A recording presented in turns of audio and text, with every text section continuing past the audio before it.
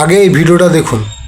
पहले क्या होता था कि अरब में जिस घर में बेटी पैदा होती थी तो बेटियों को जिंदा दफन कर दिया जाता था, यानी शादी करना लोग तौहीन समझते थे।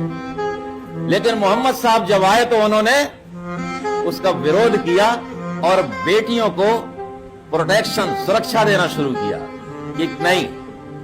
ईश्वर इतना खुश हुए, उन्होंने कहा कि जिस घर में बेटी। আপনারা যে ভিডিওটা দেখলেন, এই ভিডিওটা সোশ্যাল মিডিয়ার খুব ভাইরাল হচ্ছে। ভাইরাল হওয়ার মূল কারণ হলো, যিনি এখানে ভাষণটা দিচ্ছেন তার নাম আকাফ খান।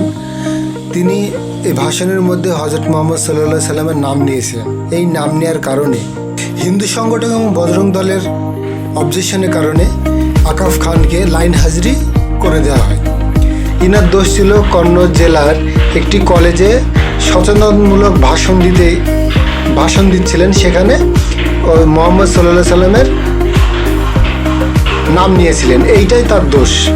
কিন্তু ইউপি পুলিশের অনেক পুলিশ আছে যে যারা ধর্মীয় অনুষ্ঠানে গিয়ে ভজন গাইছে, গাদা নিয়ে ঘুরছে, এতে কোনো সমস্যা হচ্ছে না। এতে কোনো বজরং দলেরও সমস্যা নাই, হিন্দু সংগঠনেরও সমস্যা নাই।